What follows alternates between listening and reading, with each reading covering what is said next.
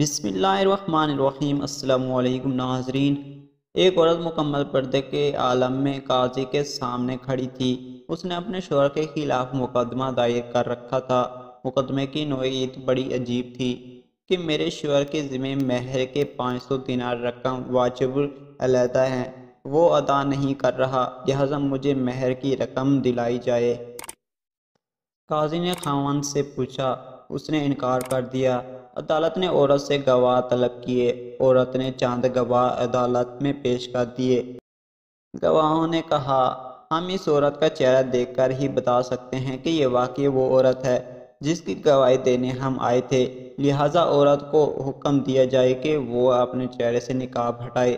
عدالت نے حکم دیا کہ عورت اپنے چہرے سے نقاب اتار دے تاکہ گواہ شناخت کر سکیں۔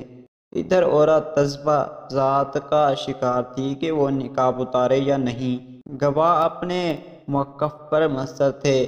اچانک اس کے شوہر نے غیرت میں آ کر کہا، مجھے قطعی یہ برداشت نہیں کہ کوئی غیر محرم میری بیوی کا چہرہ دیکھے، لہٰذا گواہوں کو چہرہ دکھانے کی ضرورت نہیں ہے۔ واقعی اس کے مہر کی رقم میرے ذمہ واجب العطا ہے۔ عدالت ابھی فیصلہ دینے والی ہی تھی کہ وہ عورت بول اٹھی، اگر میرا شوہر کسی کو میرا چہرہ دکھلانا برداشت نہیں کر سکتا تو میں بھی اس کی توہین برداشت نہیں کر سکتی۔ میں اپنا مہر معاف کرتی ہوں، میں غلطی پر تھی جو ایسے شخص کے خلاف مقدمہ دائر کیا۔